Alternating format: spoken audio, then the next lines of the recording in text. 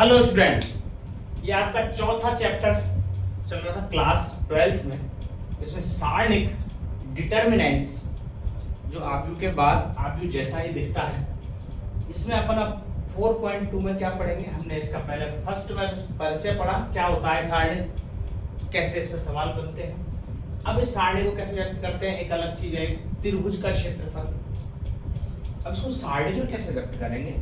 और अगला टॉपिक 4.2 में त्रिभुज का क्षेत्रफल। लेकिन त्रिभुज का क्षेत्रफल तो आपने पढ़ा था 1/2 x1 y2 minus y3 plus x2 y3 minus y1 plus x3 y1 minus y2। ये अपन ने 10th में पढ़ा था फॉर्मूला, और इस पूरे के आगे 1/2 का ये होगा। लेकिन अब हम यहाँ सारणिक पढ़ रहे हैं, तो इसको सारणिक के रूप में व्यक्त किया जाता है। कैसे? तो इस त्रिभुज के क्षेत्रफल को सारणिक के रूप में ऐसे लिखते हैं, यहाँ x1 y1 x1 x2 x3 y1 y2 y3 फिर 1 1 1 ऐसे लिख देते हैं। ये आपका त्रिभुज का क्षेत्रफल हो गया। और इसके आगे जो 1/2 लिख रहा है, यहाँ 1/2 से मल्टीप्लाई हो रहा है। अब ये कैसा क्षेत्रफल है, ये पढ़ा था फॉर्मूला, तो ये कैसे बना। तो इसको एक्चुअल में खोल के देखो तो ये ही फॉर्मूला बन के सामने आएगा। तो देखो कैसे आएगा। हम यहाँ पर C1 के सापेक्ष प्रसार करेंगे। C1, तो यहाँ देखो C1 के सापेक्ष प्रसार करने पर 4.1 में अपन सीख चुके हैं कि सारणी को कैसे खोला जाता है, क्या तरीका है। तो देखो जब C1 के सापेक्ष, अपन ने बताया था 6 प्रकार से खोल सकते हैं, R1 R2 R3 C1 C2 C3, तीनों पंक्ति और तीनों स्तंभों के आधार में से किसी के सापेक्ष इसका प्रसार किया जा सकता है। तो यहाँ 1/2 तो आगे लिख ही रहा है, ये 1/2।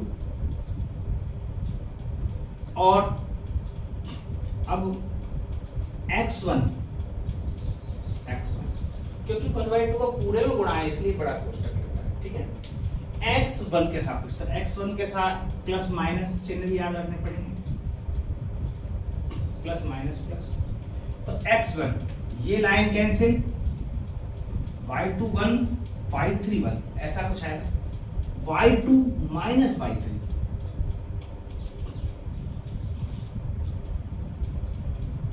समझ आ रहा है? मैंने कैसे बताया था, जैसे x1 लिया, ये लाइन कैंसिल, ये लाइन कैंसिल, क्या बचेगा y2 और 1 y3 1। तो क्रॉस इनका वापस से करेंगे, सारणी का मान निकालेंगे, तो y2 माइनस y3 आ जाएगा। अब x2 की बारी, तो माइनस का x2 की लेंगे, तो ये लाइन खत्म, ये लाइन खत्म, y1 1 y3 1 क्रॉस करेंगे तो y1 माइनस y3, y1 का 1 से गुणा y3 का, फिर x3 प्लस x3 लेंगे तो ये लाइन कैंसिल, ये line cancel, y1 minus y2। आप कहो सर जी मैच नहीं कर रहा मामला, ऊपर कुछ हो रहा है नीचे कुछ हो रहा है, नहीं। तो देखो यहाँ प्लस है, यहाँ माइनस है। यदि मैं इसको प्लस बना दूं, कैसे बनेगा, माइनस यहां से कॉमन ले लें। यदि इसमें से माइनस कॉमन लिया तो ये बन गया प्लस, और माइनस कॉमन लेते ही y3 इधर आ जाएगा और y1 इधर आ जाएगा। बाकी सब में कोई कुछ चेंज करने की जरूरत नहीं है, एज इट इज ही है। इसका मतलब आप देखो, ये जो फॉर्मूला हमने पढ़ा था 10th में, सारणिक के रूप में उसको ऐसे लिखते हैं। तो बात समझ में आई। कोई भी 3 निर्देशांक दे रखे हों, उसमें 1/2 आगे लगाया और ऐसे सारणिक में जमा देंगे तो उसका क्षेत्रफल आ जाएगा। तो अब इससे हमें क्या क्या चीज सीखने को मिली। एक तो अपन त्रिभुज का क्षेत्रफल निकाल सकते हैं। एक जो इंपॉर्टेंट चीज वो अपन नोट कि क्षेत्रफल कभी भी नेगेटिव नहीं हो सकता।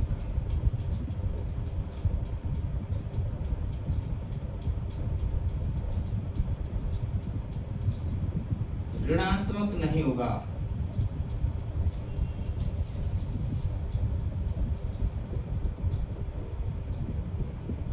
तो एक्चुअल में इस पूरे के आगे मोड़ लगा हुआ है, पर पहले से ही डंडे हैं और डंडे लगाएंगे इसमें थोड़ा सा भद्दा लगेगा, इसलिए अपन लगा नहीं रहे। बाकी फॉर्मूले में जो सिस्टम क्या कहता है, इसमें मोड़ लगा हुआ, तो आप मोड़ ना लगा के ऐसे डायरेक्ट जो भी आंसर आएगा उसको पॉजिटिव बनाना है, बस इतनी सी बात। क्षेत्रफल का मान कभी भी नेगेटिव नहीं, जबकि सारणिक का मान तो नेगेटिव हो सकता है, लेकिन क्षेत्रफल कभी नेगेटिव नहीं आएगा, इसलिए उसको पॉजिटिव रखना है। और दूसरी बात इस क्षेत्रफल से संबंधित कि यदि तीन बिंदु संरेख हैं, ये संरेख वाला अपन ने 10th में भी पढ़ा है, 11th में भी पढ़ा है और 12th में भी। यदि तीन बिंदु संरेख हैं, कोई संरेख का मतलब अपन कॉलोनी है, ऐसा तीन बिंदु है, एक सीधी रेखा में है। इसका क्या मतलब है, जब हमने दूरी फॉर्मूला लगाया था तो देखा था भैया ए बी की दूरी बी सी की दूरी ऐड करके ए सी की दूरी के बराबर आना चाहिए, तो इसका मतलब ये बन जाएगा कि भाई ये संरेख है। 11th में हमने पढ़ा था कि 10th का जुगाड़।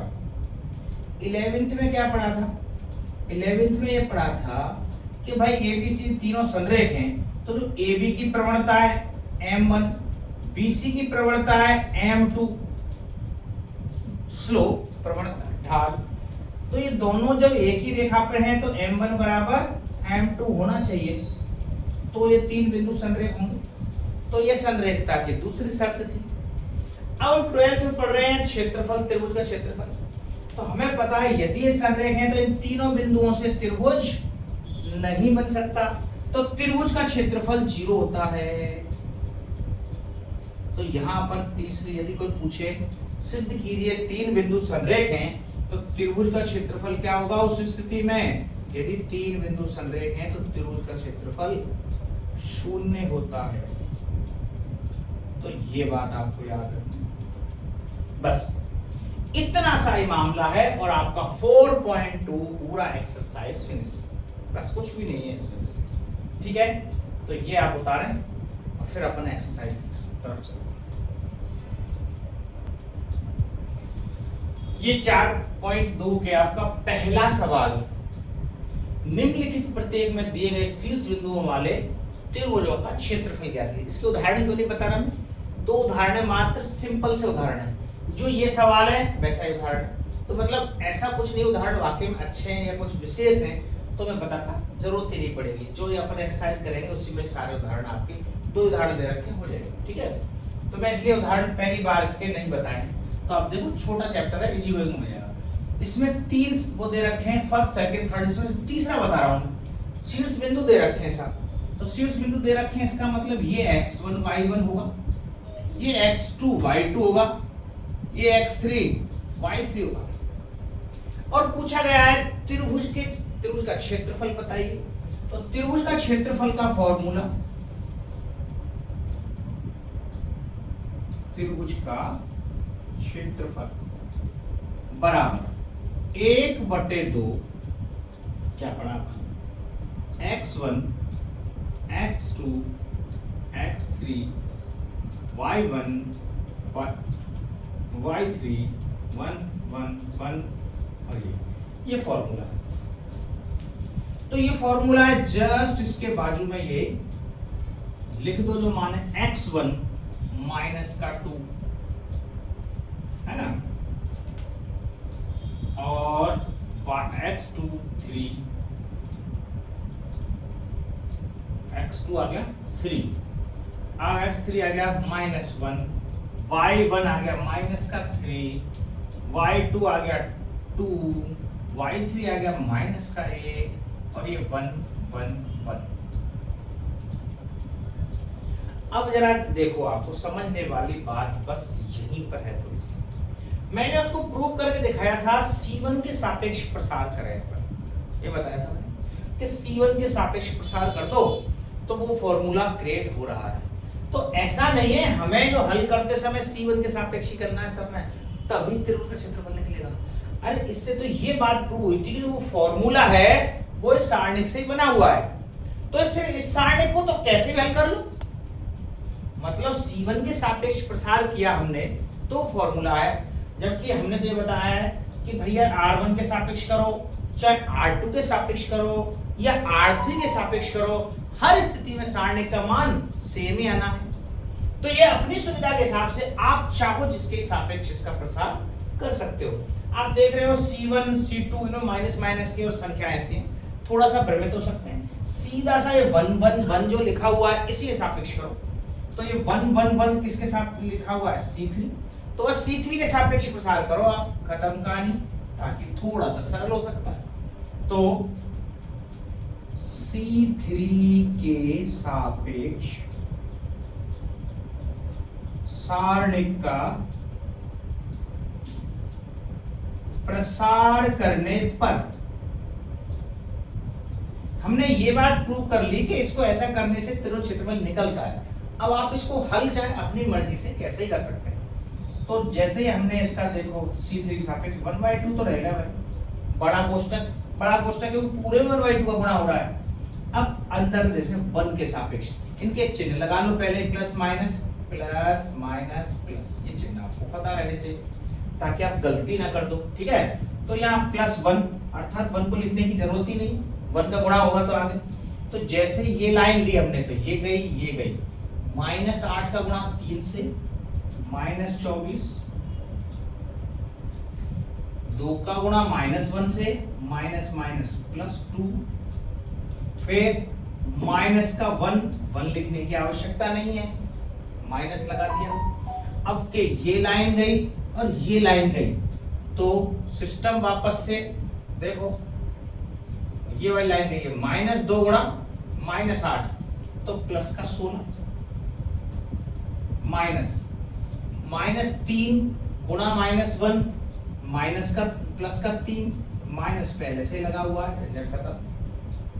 अब देखो यहाँ +1 लिखने की आवश्यकता है नहीं, तो फिर अब इस +1 की बात करें, ये लाइन गई, -2 गुणा 2 -4, माइनस +3 दिया 9। ये लाइन समझ में आ रहा है क्या? इसको फिर से ऐसे तरीके से लिखना पड़ेगा। मैं एक लाइन, चलो फर्स्ट क्वेश्चन है, इसको मैं प्रॉपर ढंग से लिख देता हूँ, आपको ऐसा लगे डायरेक्ट कर दिया, ठीक है।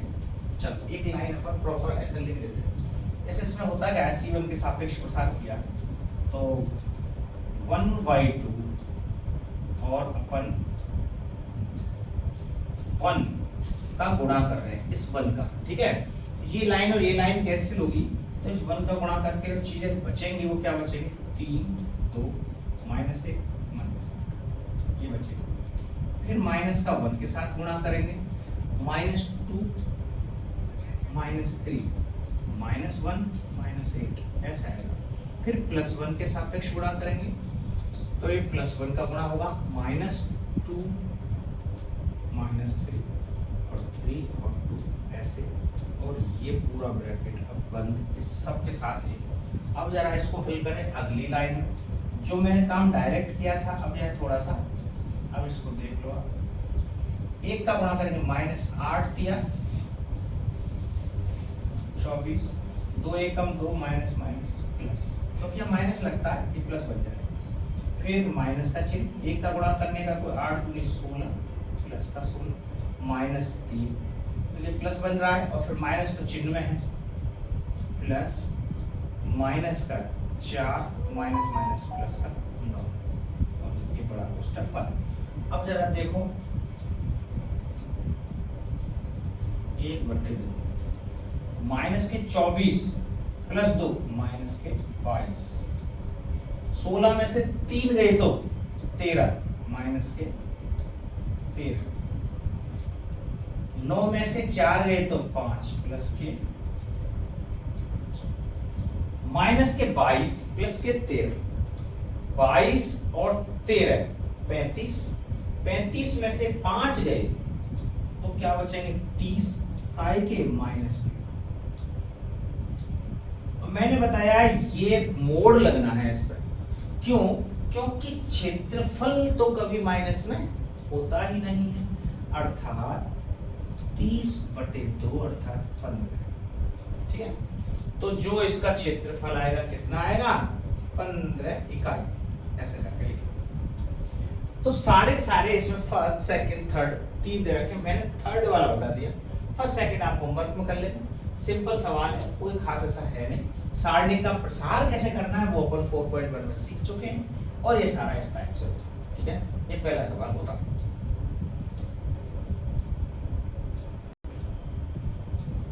दूसरा क्वेश्चन देखें कि दर्शाइए कि बिंदु, ये 3 बिंदु दे रखे हैं ए बी सी, तीनों के निर्देशांक दिए हुए हैं कि संरेख है। हमने पढ़ा है संरेखता की शर्त, यदि इसमें त्रिभुज का क्षेत्रफल 0 आ जाएगा, 0 होगा तो ये संरेख है, अन्यथा नहीं है।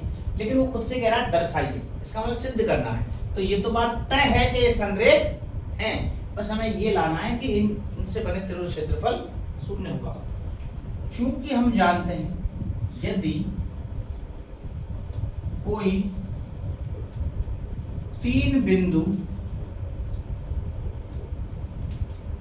संरेख हैं तो उनसे बने त्रिभुज का क्षेत्रफल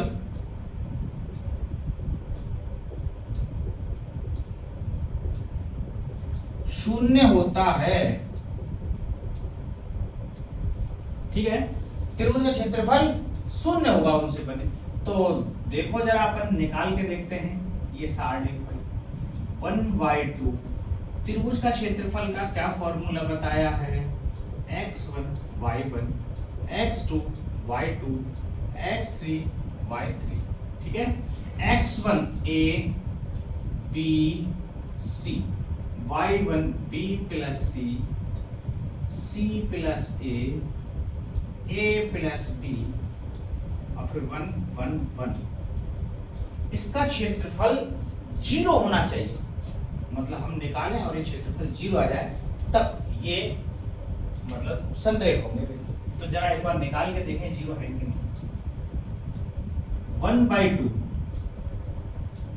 मतलब अब वही अपन C3 के सापेक्ष करेंगे सब में, क्योंकि यहाँ 1 1 है, ये ध्यान रखो 1 डायरेक्ट, या इनके सापेक्ष भी कर सकते हैं आप लोग ABC, क्योंकि ABC है और इनसे गुणा करेंगे तो ये ऐसा कुछ बनेगा।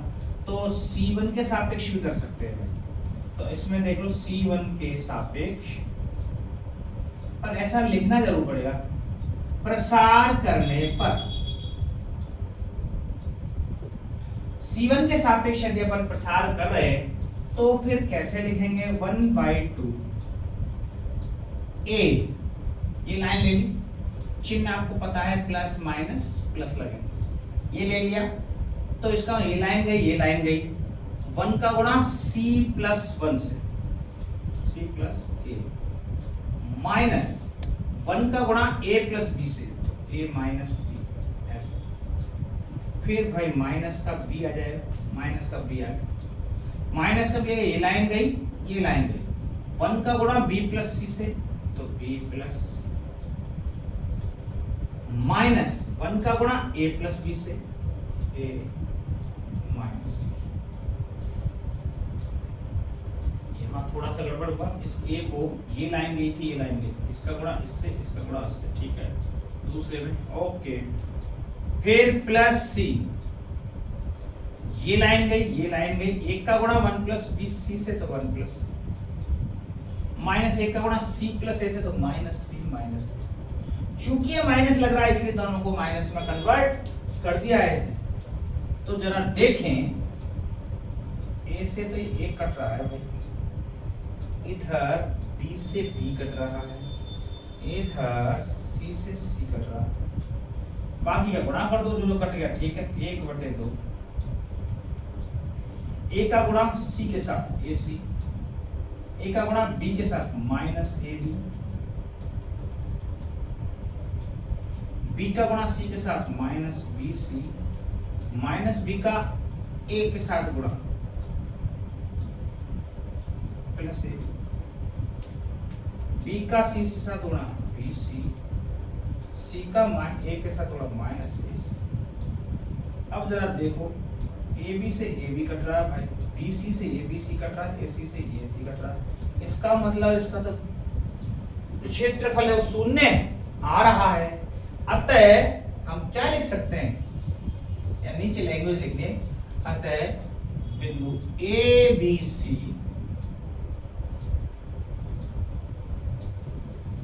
संरेख होंगे। ठीक है, ये कॉलोनियर होंगे।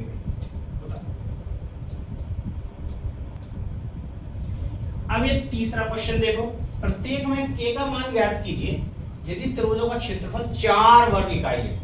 मतलब त्रिभुज का क्षेत्रफल फिक्स कर दिया 4 है, यहाँ शीर्ष बिंदु निम्नलिखित है, इसका भी क्षेत्रफल 4 है, इसका भी क्षेत्रफल 4 है।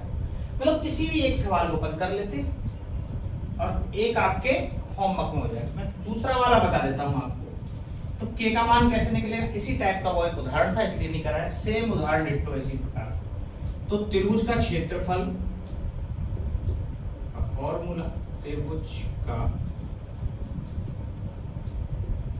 क्षेत्रफल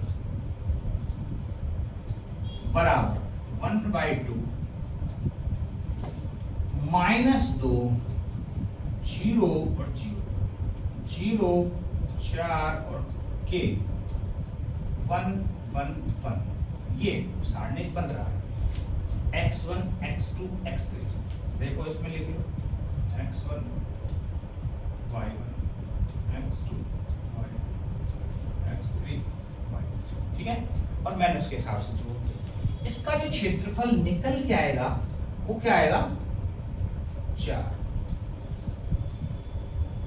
अब जरा ये समझना बस, क्षेत्रफल पॉजिटिव होता है, सारणिक का मान पॉजिटिव नेगेटिव कुछ भी हो सकता है।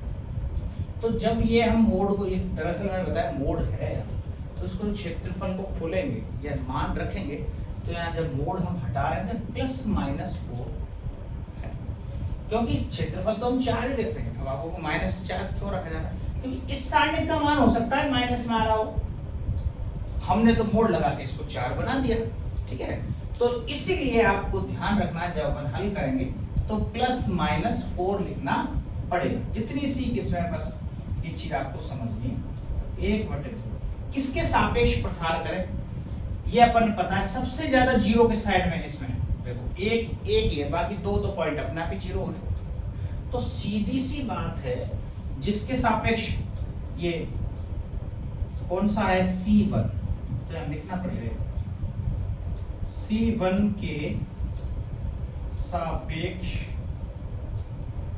प्रसार नहीं पता, क्योंकि साइड में 2 0 है आराम से, तो 2 0 है तो इसी को में मामला हो जाएगा 1/2 और -2, क्योंकि जब चिन्ह तो प्लस का है लेकिन ऑलरेडी माइनस लगा हुआ है। ये लाइन गई, ये लाइन गई, 1 का गुणा 4 से 4, k का गुणा k से माइनस का k, प्लस आगे 0 और प्लस आगे 0। अब इसमें माइनस प्लस का कोई लफड़ा नहीं है, बराबर ±4। अब यहाँ ऐसे लिखा क्षेत्रफल तो 4 है लेकिन इसकी वैल्यू हो सकता है माइनस में हो या प्लस में, वो हम नहीं कह सकते। ठीक है, तो जरा देखें यहां से। अब ये तो 0 हो गए, 2 का गुणा कर दो पहले, 1/2 माइनस का 8 माइनस माइनस प्लस का, या फिर 2 से डायरेक्ट ही कट जाएगा 2 से डायरेक्ट कट जाएगा ये 2, -1 बचा, -1 का गुणा करेंगे तो माइनस का 4 और माइनस माइनस प्लस बराबर ±4। अब क्या स्थिति रहेगी, अब यदि आप सोचोगे तो गड़बड़ हो गई ना, यहाँ तो ±4 से 4 कट जाएगा। नहीं, एक बार प्लस लेते हैं, एक बार माइनस लेते हैं, फिर देखते हैं स्थिति क्या होगी। तो प्लस लेंगे तो माइनस का 4 प्लस का k बराबर प्लस का 4, तो ये 4 और जुड़ जाएगा, k की वैल्यू आ जाएगी 8। एक तो ये माइनस लेने पर यदि माइनस लें तो माइनस का 4 प्लस का k माइनस का 4। अब ये -4 से कट जाएगा तो k की वैल्यू 0। इसका मतलब k 0 भी हो सकता है और k 8 भी हो सकता है। दोनों स्थितियों में क्षेत्रफल 4 ही आएगा। ठीक है, तो ये नहीं समझे एक ही मान कुछ बन रहा है? तो दोनों स्थितियों में क्या बनेगा? 4। इसी टाइप का सवाल है पहला भी, ये आपके होमवर्क। सवाल एक जैसे हैं, ज्यादा कुछ है नहीं, इसलिए तो बहुत ज्यादा बताने की इसमें आवश्यकता नहीं है, आराम से हो जाएगा। तो ये सवाल करो तीसरा। हाँ, एक चौथा वाला सवाल है जो थोड़ा सा एक ये टाइप है, एक अलग। जरा एक बार ये भी देख लेते हैं। अपन ने क्या क्या चीज देखा? त्रिभुज का क्षेत्रफल, तो दूसरा 3 बिंदु यदि संरेख है तो क्या स्थिति बनेगी। अब ये तीसरी चीज, 2 बिंदुओं को मिलाने वाली रेखा का समीकरण कैसे निकालते हैं। तो जरा देखो, समझो। कोई 2 बिंदु है, ये रहे, ये बिंदु है A, इसके पॉइंट है 1 और 2। ये बिंदु है B, इसके पॉइंट है 3 और 6। इनको मिलाने वाली रेखा का समीकरण बताना है। समीकरण तो x और y के रूप में आता है, मतलब x y में संबंध होता है समीकरण दरअसल। तो हम ये मान लें यहाँ पे कोई बिंदु है भैया P, जो इसी पर मौजूद है और उसके निर्देशांक के x y, तभी तो समीकरण निकल पाएगा। अब x y का संबंध बन पाएगा। तो यहाँ बिंदु को P पड़ा है, तो आप देखोगे कि APB से बनने वाला जो त्रिभुज होगा वो कैसा बनेगा? उसका क्षेत्रफल 0, क्योंकि ये तो एक ही रेखा पे, चूंकि तीनों बिंदु एक ही रेखा पर हैं, इसलिए इनसे बने त्रिभुज का क्षेत्रफल क्या होगा? 0। वो रख देते हैं, x y में आपस में संबंध आ जाएगा। तो चौथे सवाल में 2 क्वेश्चन है और दोनों के दोनों मैं आपको बता रहा हूँ। ठीक है, इसमें कोई खास ज्यादा इसलिए मैंने, चलो आपको समझ आ जाए चीजें। तो देखो इसमें क्या दे रखा है, माना AB को मिलाने वाली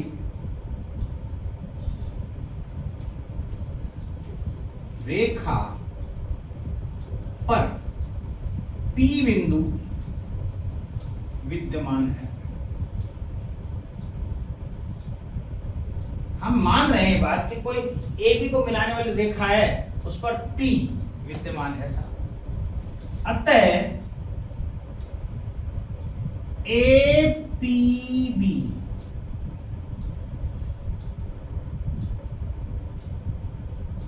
से बना त्रिभुज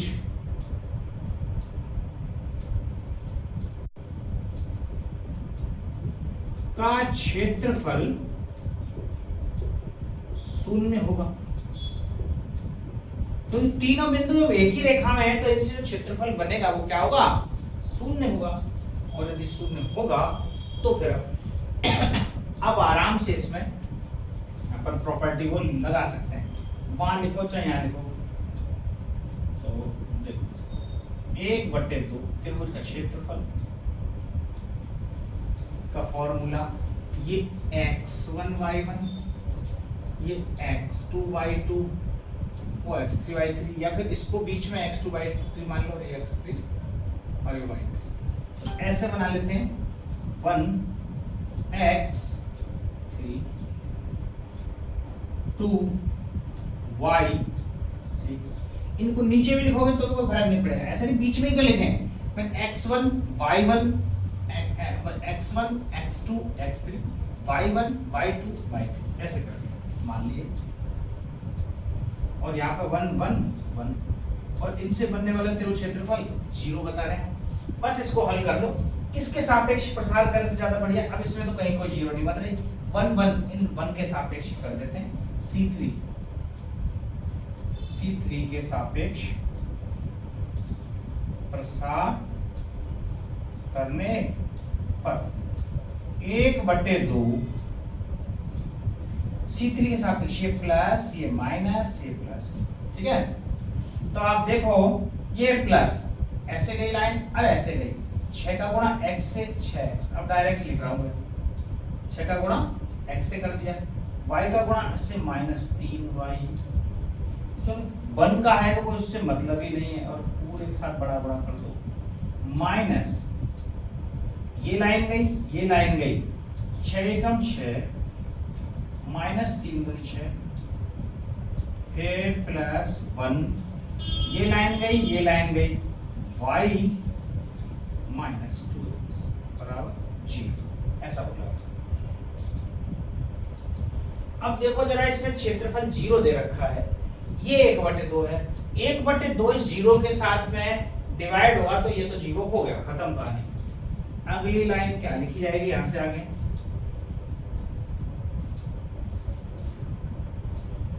तो 6x माइनस 3y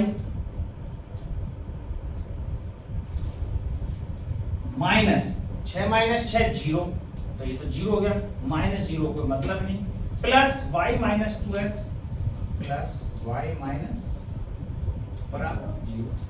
अब xy की तरफ 6x माइनस ये 4x हो जाएगा, माइनस का 2y हो जाएगा बराबर 0। 2 का पूरे में भाग लग रहा है भाई, तो 2 का भाग लगा दो, 2x माइनस y बराबर 0। यही x y में संबंध है और रेखा का समीकरण यही होगा, 2x माइनस y बराबर 0। बोलो बात समझ में आई? हमें x और y में आपस संबंध बताना है। यदि x y का मान ऐसा रखें कोई 0 बन जाए, इसका मतलब वही रेखा का समीकरण है, x y में संबंधी रेखा का समीकरण कहलाता है। इसी को क्या कहते हैं, रेखा का समीकरण। ठीक है,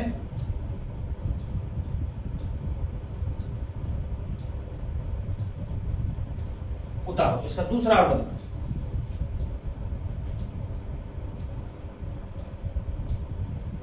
ये भी सेम टू सेम अभी फर्स्ट वाला सवाल किया है उसी जैसा ही है, लेकिन इस जैसा एक ही सिंगल सवाल कराए, इसलिए चलो एक और करा देते हैं। तो जैसे 3 और 1 सेम टू सेम ऐसे बना दो, ये a हो गया भाई, 3 और 1, ये b हो गया,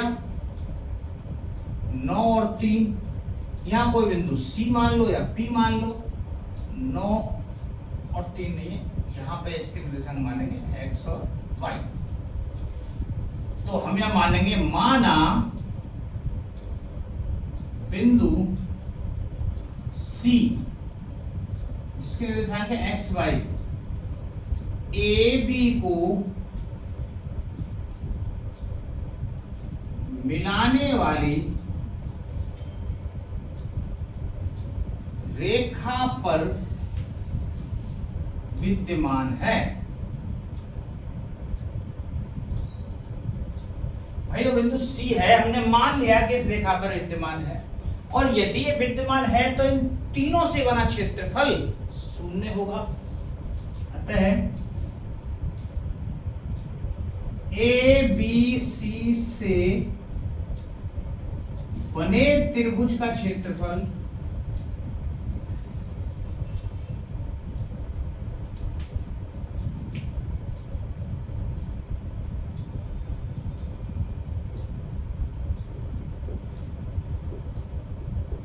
शून्य होगा। ये तय हो गया, क्यों? क्योंकि तीनों एक ही रेखा में है, संरेख बिंदु है, संरेख बिंदुओं का क्षेत्रफल हमेशा 0 होता है। तो बस त्रिभुज का क्षेत्रफल का फॉर्मूला लगाओ 1/2। अब यहाँ x1 y1 देख लो, 3x9, तो यहाँ 3x9, 1/3, 1/3, और यहाँ 1 1 1, और इसका वैल्यू क्या आना चाहिए, 0 आना चाहिए। बस हल कर लो। किसके सापेक्ष खोलें? C3 के सापेक्ष ज्यादा बढ़िया है, 0 तो है नहीं कहीं इसमें। C3 के सापेक्ष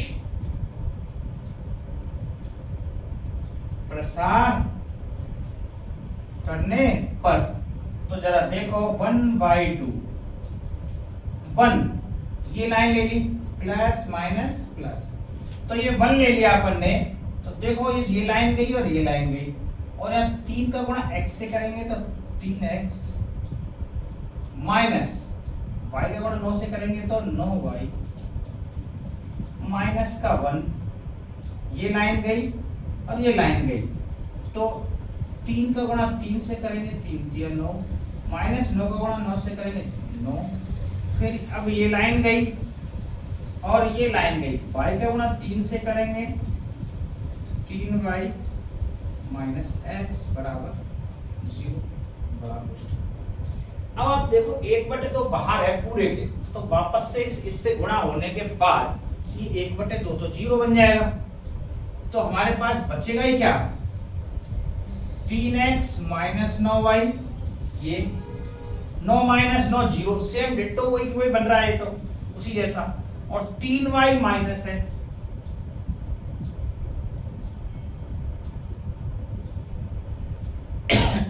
x को देखो काउंट करो, 3x में से x गया तो 2x, और 9 में से 3y गए तो माइनस के 6y, और बराबर 0। 2 का पूरे में भाग जा रहा है, दे दो भाई, x माइनस 3y बराबर 0। इसका मतलब रेखा का समीकरण ये कहलाएगा दूसरे, ऐसे रेखा का समीकरण, ठीक है, होता है।